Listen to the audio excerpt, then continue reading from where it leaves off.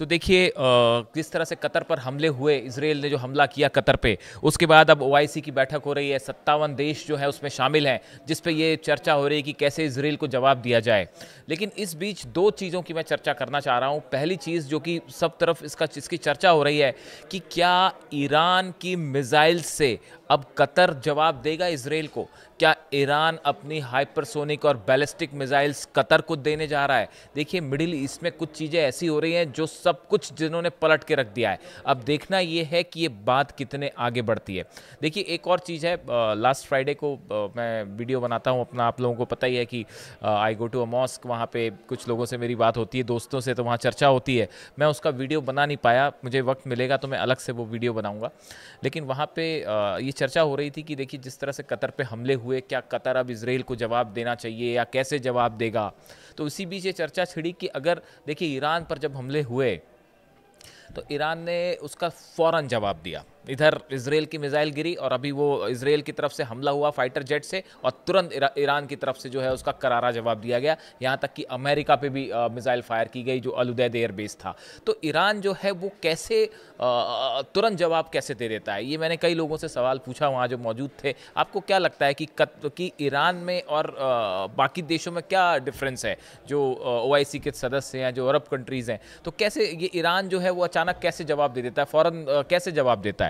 तो वहाँ मौजूद एक शख्स थे, उन्होंने मुझसे कहा, इंटरेस्टिंग बात कही, मैं शेयर करना चाहूँगा कि खून में हुसैन की बहादुरी है, ईरान ने करबला से सीखा है, हुसैन वाला एक किसी से कम नहीं। देखिए ये उनकी तरफ से जवाब आया, इसीलिए हमने थंब में भी इस टाइटल का इस्तेमाल किया है कि खून में हुसैन की बहादुरी है, ईरान ने करबला से सीखा है। वो शायद अली खामेनी साहब के लिए ये बात कहना चाह रहे थे कि जब भी ईरान को झुकाने की कोशिश हुई, दबाने की कोशिश हुई, तो भले ईरान अकेला खड़ा रहा लेकिन उसने हमेशा मुंह तोड़ जवाब दिया, जंग का हौसला दिखाया। तो इस तरह की बात उन्होंने कही, इस पर हम कभी अलग से चर्चा करेंगे।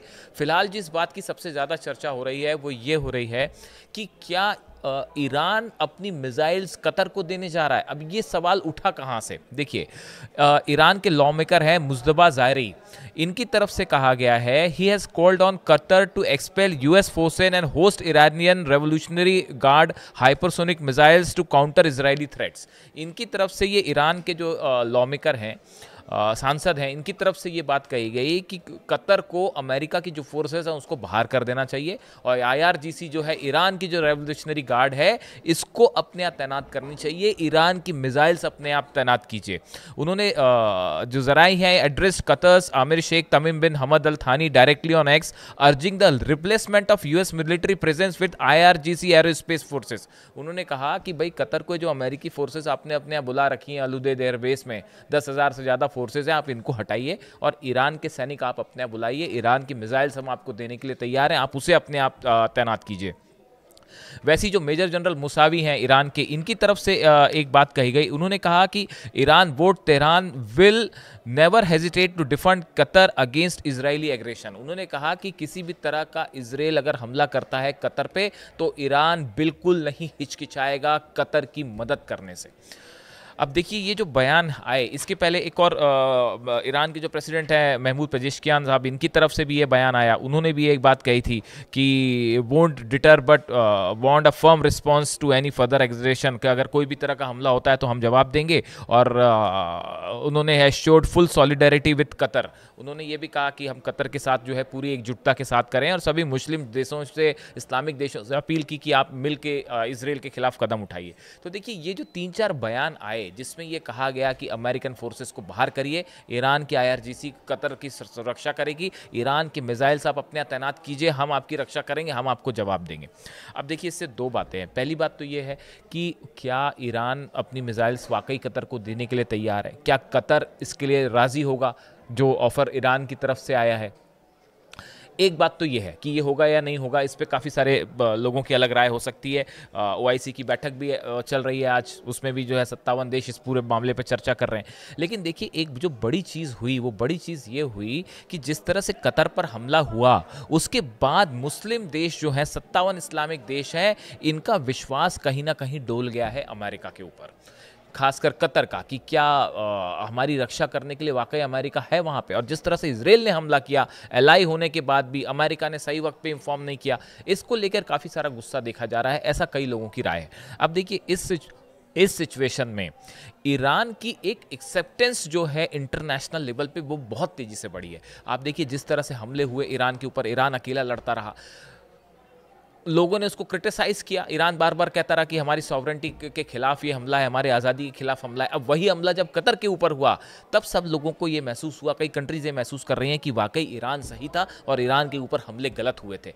एक इंटरनेशनल स्तर पर आप देखिए ये ईरान की स्ट्रॉन्ग डिप्लोमेसी का नतीजा है कि आज ईरान के लिए बड़ा समर्थन अंतर्राष्ट्रीय स्तर पर जुटना शुरू हो गया है। इसके अलावा आप देखिए कि ये जो बात है जहाँ तक कि कैसे जवाब दिया जाएगा, क्या डिफरेंस है ईरान में और दूसरे देशों में, इसको लेकर एक छोटी सी राय सामने आई है। कुछ लोगों का मानना ऐसा है, देखिए लंदन के किंग्स कॉलेज के स्कॉलर हैं, मिडिल ईस्ट एक्सपर्ट हैं एंड्रियास क्रेग, इनका कहना ऐसा है कि कतर जो है वो जंग नहीं करेगा और डिप्लोमेसी या कानूनी तरीके से ही वो इसराइल को जवाब देने की कोशिश करेगा।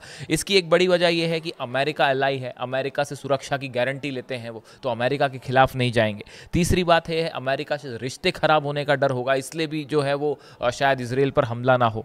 इसके अलावा बड़ी संख्या में जो है वो हथियार दिए जाते हैं अमेरिका की तरफ से सऊदी को, कतर को, यूएई को, तो ये देश जो हैं वो फ़ौरन अमेरिका के खिलाफ जाने के और इसराइल पर हमला करने का फैसला नहीं करेंगे।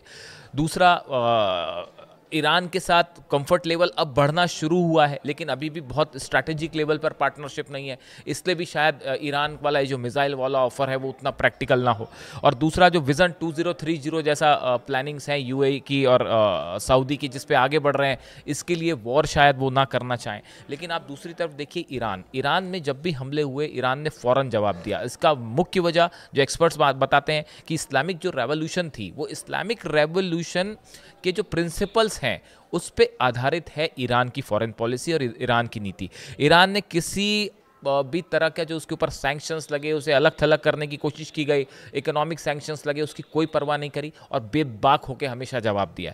इसके अलावा जो हथियारों की बात होती है, ईरान ने रशिया से हथियार मिले हैं, चीन से मिले हैं, लेकिन ईरान ने अपने खुद की हाइपरसोनिक मिसाइल्स डेवलप करने में तेजी से आगे बढ़ा है। अपने खुद के हथियार बनाए हैं ईरान ने, उसको बहुत ज़्यादा दूसरे पर निर्भर नहीं रहना पड़ता। ये भी एक बड़ी वजह, जब आपके पास खुद अपने कंट्री में बनाए हुए हथियार होते हैं तो आप किसी देश के दबाव में नहीं आते। इसके साथ ही आपने देखा होगा कि जहाँ तक फिलिस्तीनियों की मदद करने वाली बात है, ईरान ने बड़े खुल के फिलिस्तीनियों का समर्थन किया और उसके लिए फिर जो परिणाम भुगतने पड़े, जब स्ट्राइक हुई, 12 दिन का युद्ध हुआ, तब भी ईरान ने जो है किसी तरह के दबाव में अली खामेनी साहब नहीं आए और वो उन्होंने बेबाक जवाब दिया, चाहे अमेरिका खिलाफ हो, चाहे अरबियन कंट्रीज खिलाफ हो, चाहे जो है वो इसराइल की तरफ से हमले हो रहे हों, बट ईरान अकेला लड़ता रहा लेकिन फ़ौरन जवाब दिया उसने। शायद ये इसी वजह से वो भाई साहब जो कहना चाह रहे थे कि खून में हुसैन की बहादुरी है और ईरान ने करबला से सीखा है, हुसैन वाला एक किसी से कम नहीं, इस तरह की जो बात है वो शायद इसीलिए कही होगी उन्होंने।